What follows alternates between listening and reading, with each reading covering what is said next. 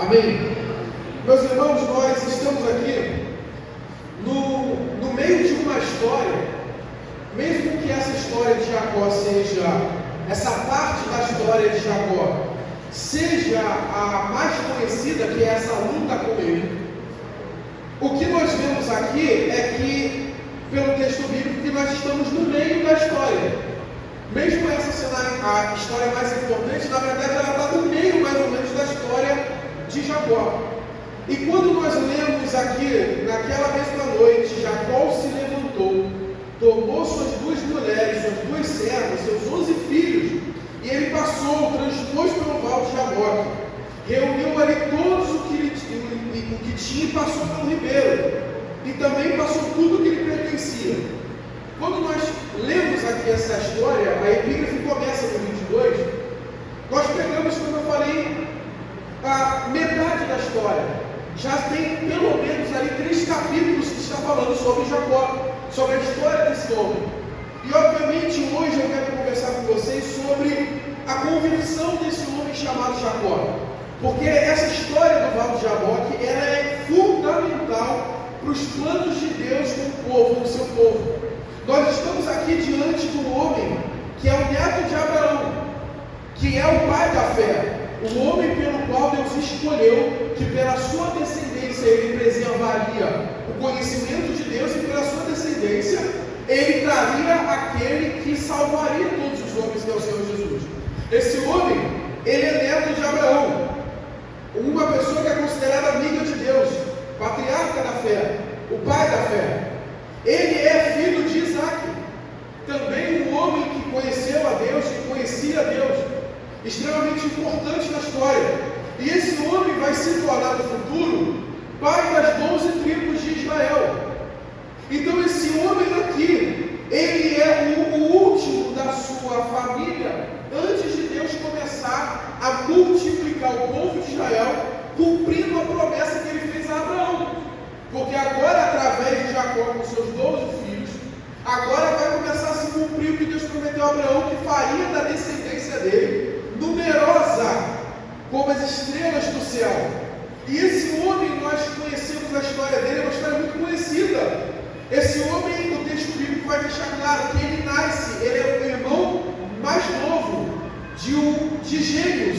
Ele é gêmeo de Esaú, mas ele é o mais novo porque ele nasceu por último. Só que o texto bíblico vai dizer que ele nasceu agarrado ao calcanhar do seu irmão. Não é à toa que o seu nome Jacó reflete completamente esse comportamento que ele teve no nascimento. O seu irmão nasce primeiro e ele nasce literalmente agarrado ao calcanhar do seu irmão. E aquele comportamento de agarrar o calcanhar do seu irmão seria reflexo da vida desse homem.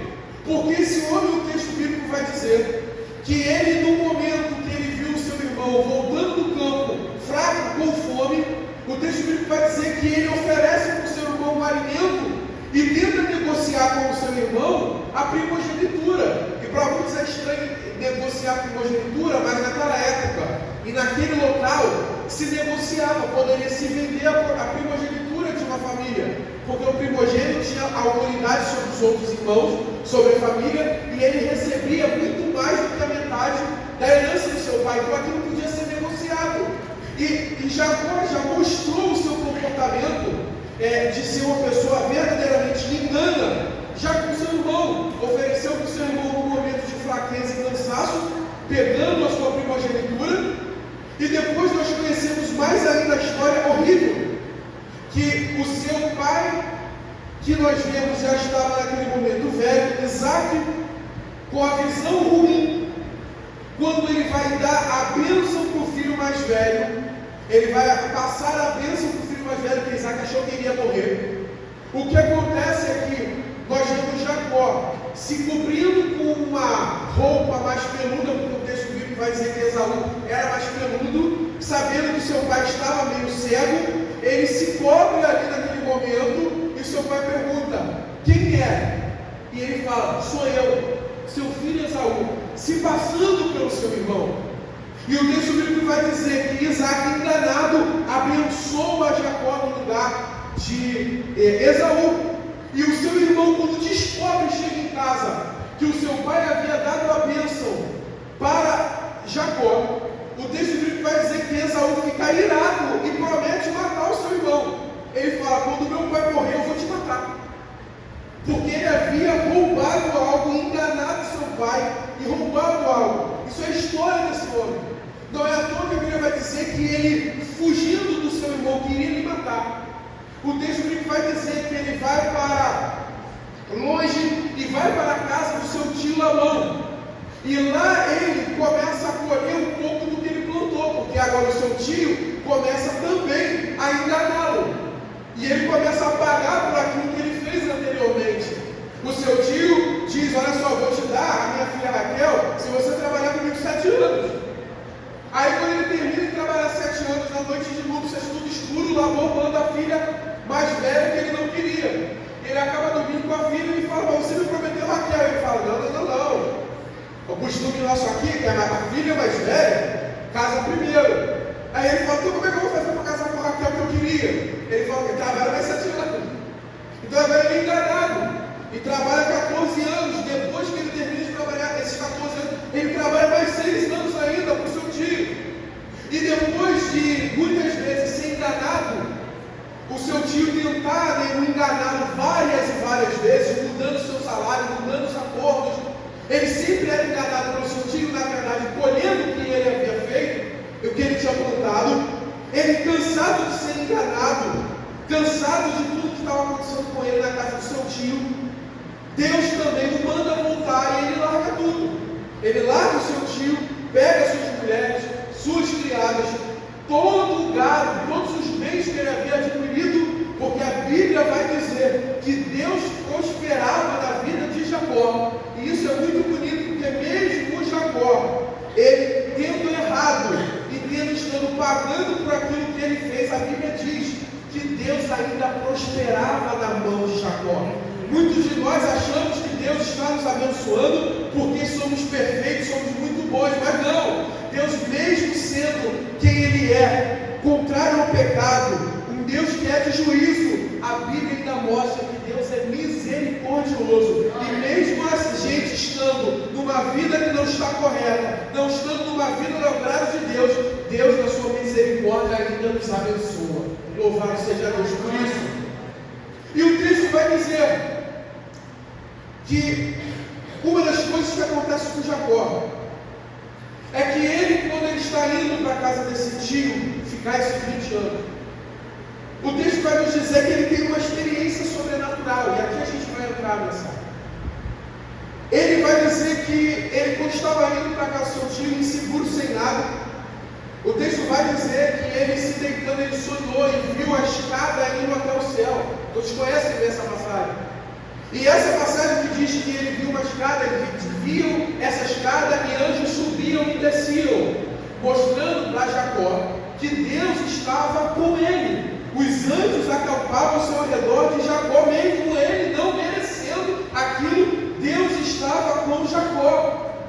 Só que o mais importante disso tudo é que Jesus, quando vai falar com Natanael, no capítulo 1 do livro de João, no versículo 51, Jesus vai dizer para Natanael o seguinte: Natanael, o que você viu ainda é muito pouco porque o que você há de ver, porque você verá os anjos do Senhor subindo e descendo por cima do Filho do Homem. Jesus vai mostrar para Natanael que a escada que Jacó havia visto nada mais era do que o próprio Senhor Jesus, mostrando que mesmo lá na antiguidade, mesmo lá nos patriarcas, o que fazia a ligação de Deus com o homem não era o dinheiro desses homens, não era a obediência desses homens prioritariamente, não era porque eles eram bons, mas é porque desde a antiguidade Jesus já era a ponte entre Deus e os homens. E aquela escada que Jacó viu era o próprio Senhor Jesus Cristo. Glória a Deus por isso. E ele tem essa experiência, e quando ele sai de Labão, que quer ir embora, ele também tem outra experiência. Deus fala com ele, e esse homem tem uma experiência de ver a escada, ver anjos prefigurando o Senhor Jesus Cristo. Esse homem vê Deus falando com ele, porque Deus fala com ele: ó, volta para a terra dos teus pais. Esse homem, quando Labão vai atrás dele com 400 homens, porque Jacó foge do seu tio, não é uma coisa amigável, ele foge. Labão vai atrás dele, o texto bíblico vai dizer que Labão, quando está dormindo, e Labão fala isso para Jacó. Ele teve um sonho e Deus disse para ele: não toca nele. Esse homem já havia experimentado duas experiências sobrenaturais. Esse homem já havia testemunhado pela boca de um inimigo, que Labão naquele momento ali queria matar ele, mostrando que Deus cuidava dele. Só que, irmãos, o que há aqui de muito interessante é que quando nós vemos o capítulo 28 de Gênesis, como Jacó fala de Deus, é muito interessante. Esse homem tem experiência com Deus. Esse homem é neto de Abraão. Esse homem é filho de Isaac. Esse homem está dentro dos planos de Deus. Esse homem está dentro de uma família que Deus havia escolhido para poder continuar os seus planos. Mas o texto bíblico vai dizer que quando ele ora a Deus, ele vai dizer assim: se Deus me livrar, então ele será meu Deus. Isso que é interessante. É porque o próprio Deus fala com ele: eu sou o Deus de Abraão, eu sou o Deus de Isaac. Mas não é o Deus de Jacó ainda. Mesmo que Deus o guardava, mesmo que Deus prosperava, muitos aqui têm testemunho disso quando não estavam no caminho do Senhor. Mesmo estando longe de Deus, Deus muitas das vezes foi misericordioso, prosperou e guardou. Mesmo quando ainda não estávamos servindo a Deus, Deus já antes da nossa conversão já manifestava a sua graça, a sua proteção e a sua provisão. Nós vemos isso acontecendo na vida de Jacó. O Deus de Abraão e o Deus de Isaac ainda não é o Deus dele. Ele vai dizer: se eu conseguir voltar de Labão, eu conseguir sair disso e voltar para a minha terra, o Deus dos meus pais vai ser meu Deus. Então o pai dele conhecia Deus e era o Deus do pai dele. O avô dele conhecia Deus e tinha experiência com esse Deus e era realmente convertido ao Deus. Mas o próprio Jacó ainda não havia se convertido. Ele ainda não tinha como Deus exclusivamente o Deus de Abraão. Irmãos, quantos de nós muitas das vezes vemos isso? Pessoas que o pai é crente, a mãe é crente, o avô é crente, a avó é crente, mas ele ainda não é crente. Irmãos, quantos de nós, na verdade, estamos aqui e convertidos já, mas na verdade essa conversão não se deu no início.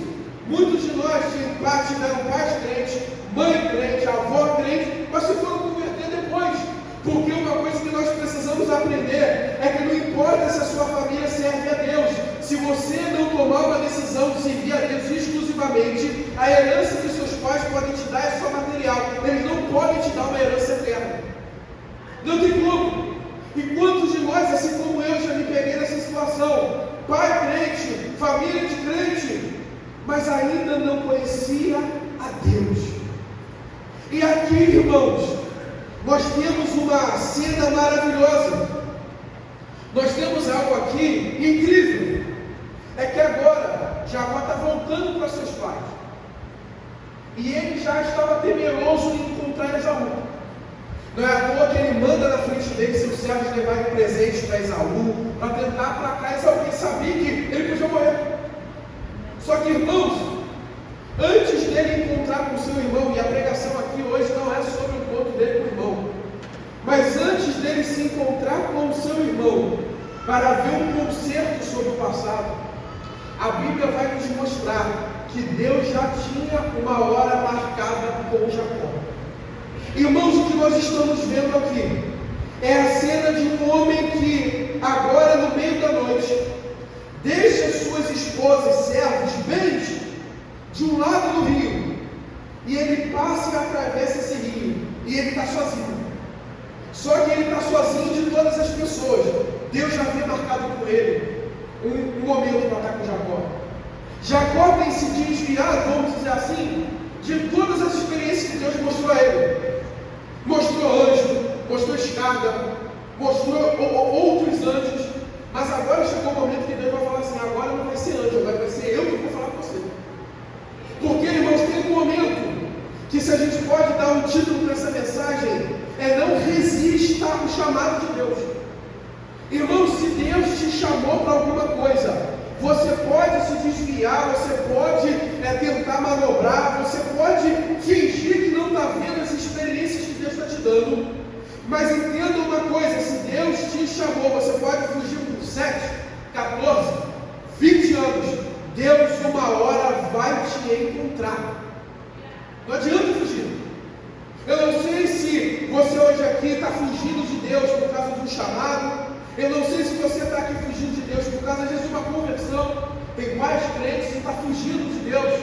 Saiba de uma coisa: assim como o Val de Jaboque foi o local que Deus escolheu para se encontrar com Jacó e ter com ele a última e definitiva experiência, hoje é o momento que Deus escolheu para ver você, falar com você, está dizendo para você: não resista ao meu chamado. Porque agora ele chega do outro lado. Ele está sozinho de noite. E o texto vai nos dizer que o homem lutava com ele. O texto não revela quem é esse homem primariamente. E a Bíblia vai dizer que esse ser lutou com Jacó a noite inteira. E pelos textos bíblicos que falam da história de Jacó, você percebe que Jacó é um homem muito forte. Ele não era um cara magro, fraco, ele era um homem forte. E o que está acontecendo aqui? O texto vai dizer que esse homem que lutava com ele, e passou a noite inteira, e Jacó não se rendeu. Irmão, aqui você vê Jacó resistindo a Deus com as suas últimas forças. A noite inteira o homem lutou com ele, e ele não deu o braço a torcer. Irmãos, tem pessoas que acham que elas vão conseguir lutar com Deus por muito tempo. Não vai. E quando você vê a história aqui, você percebe: pô, mas era o próprio Deus. Por que Deus se manteve nessa situação de conseguir ser irresistível? Isso é graça de Deus. Deus ele não nos converte de uma vez só quando Ele nos chama. Não é porque Ele não pode, é porque é graça, porque se Ele quiser Ele faz. Nada pode parar a mão de Deus. E nós vemos outros homens na história da Bíblia tentando resistir à vontade de Deus. Faraó um deles. O cara teve 10 chances para parar de impedir a vontade de Deus. E não ia. Vinha praga, não parava. Vinha praga, não parava. Até a última que veio, matou todos os filhos do Egito. Aí ele se deu por conta do ar. Homens que tentam, acham, irmãos, nós muitas das vezes na nossa arrogância, nós achamos que podemos resistir ao chamado de Deus. Homens como Faraó não conseguiram. Jonas tentou resistir ao que Deus mandou a ele. Vai para mim, ele falou: não vou.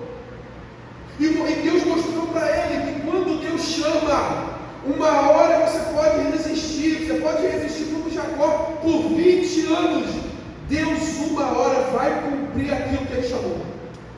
Não adianta ficar fugindo. Não adianta tentar impedir o que Deus já chamou você para fazer.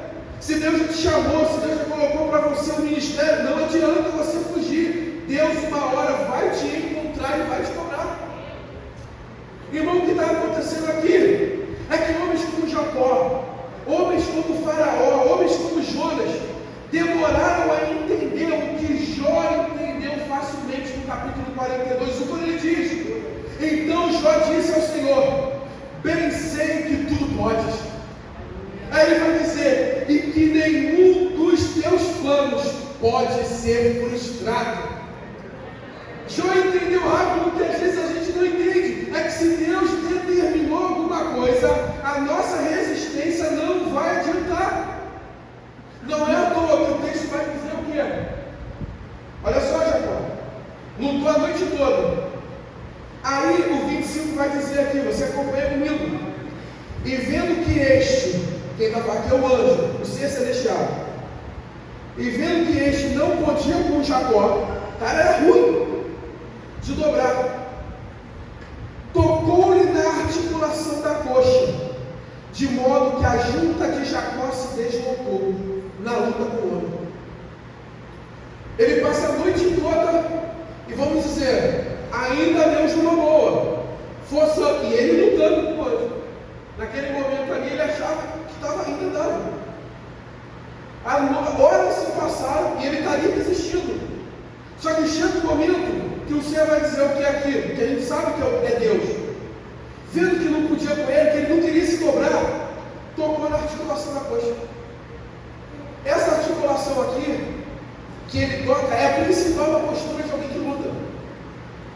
Deus falou para Jacó o seguinte agora: você não quer vir, você não quer aceitar, então eu vou tocar na tua vida agora. Você está resistindo a noite enquanto você está lutando comigo? Deixa lá e tocou. Onde era a principal parte de equilíbrio dele, que era um homem forte, agora ele começa a mancar.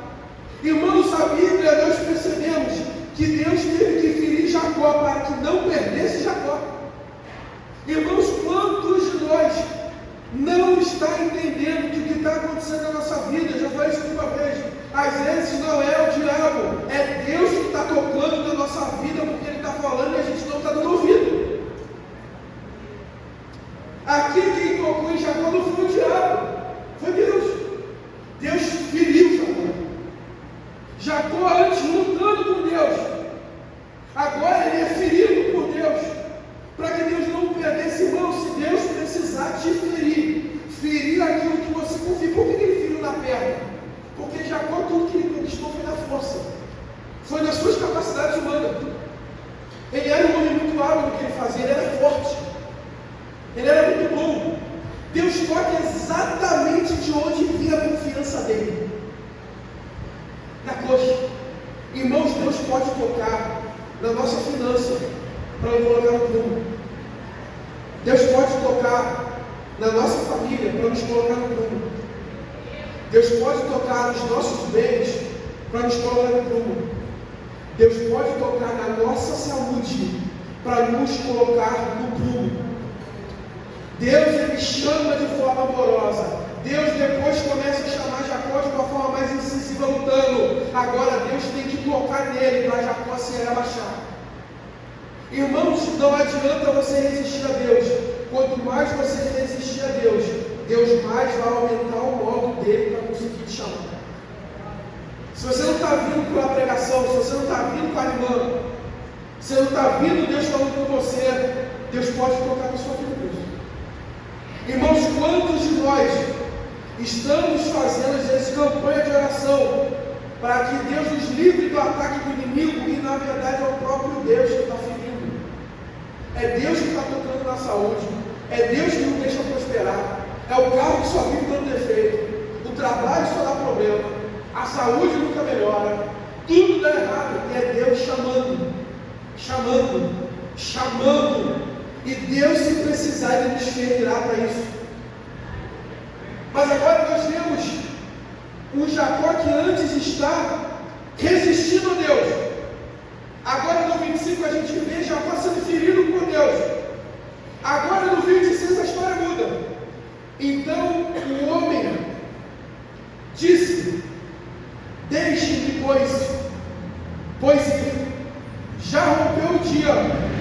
Aí Jacó responde: não te deixarei se não me abençoar.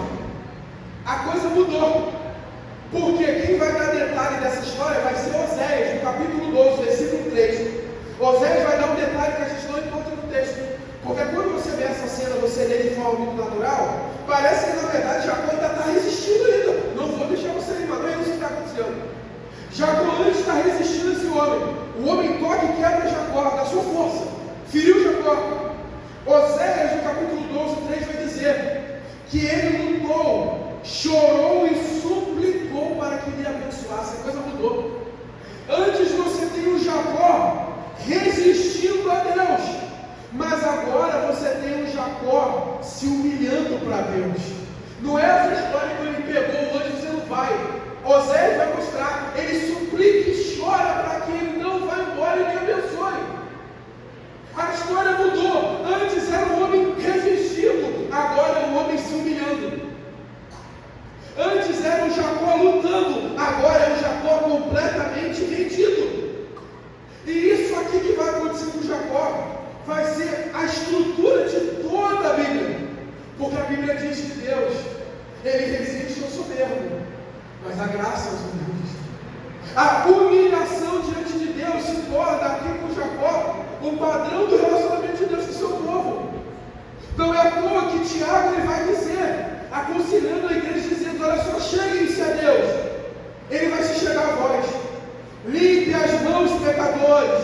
e vós de ânimo dobre, purifiquem o coração, senti as vossas misérias, lamentai e chorai, converta-se o vosso riso em pranto, a vossa alegria em tristeza, humilhem-se perante o Senhor.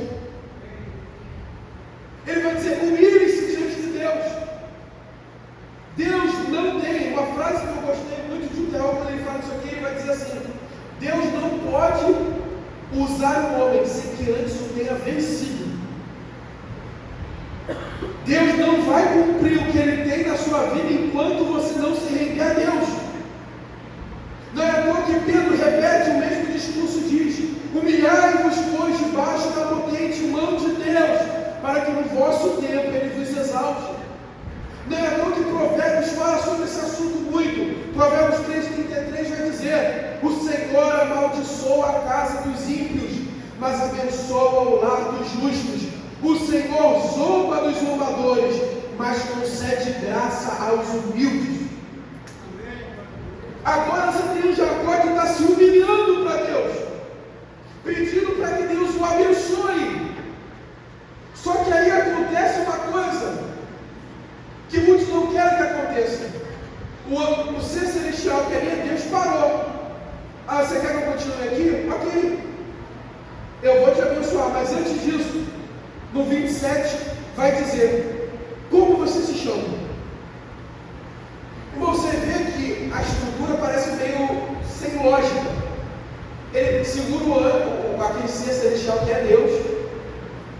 Ele fala, quero ir embora. Fala, não vou enquanto você não me abençoar. Chorando e humilhando. Do nada, você vê que não tem uma continuidade, parece. Ele chega e fala, qual é o teu nome? Isso parece meio estranho, porque você fala, mas Deus não sabia o nome dele, é óbvio que Deus sabia o nome dele. Só que Deus está mostrando que antes de Deus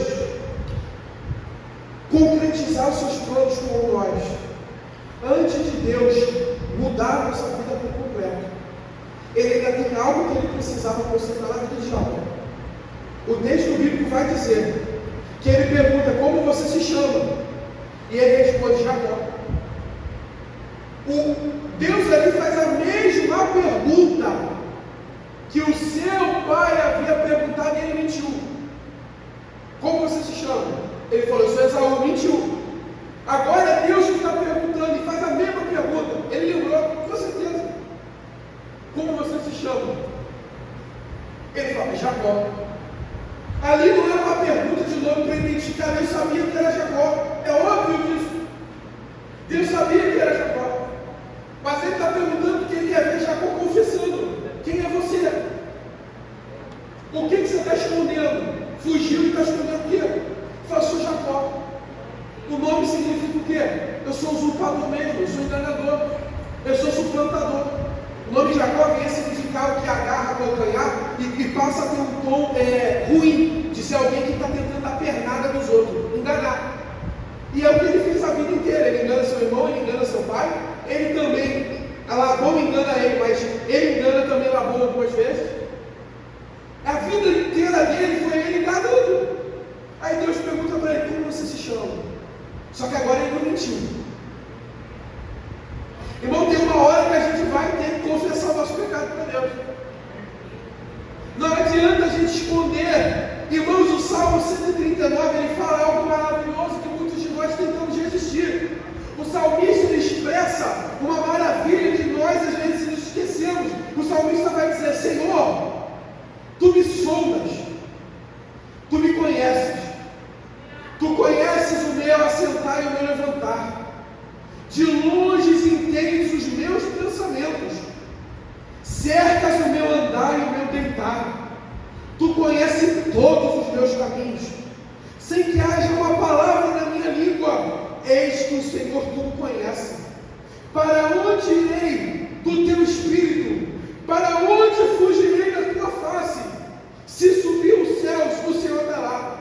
Se eu descer a sepultura com a minha cama, o Senhor também está lá. Os teus olhos viram meu corpo ainda quando não tinha forma, e no teu livro todas as coisas foram escritas. Que maravilha! Jacó está entendendo que o Deus que ele está agora, não adianta fugir. Deus conhece a gente.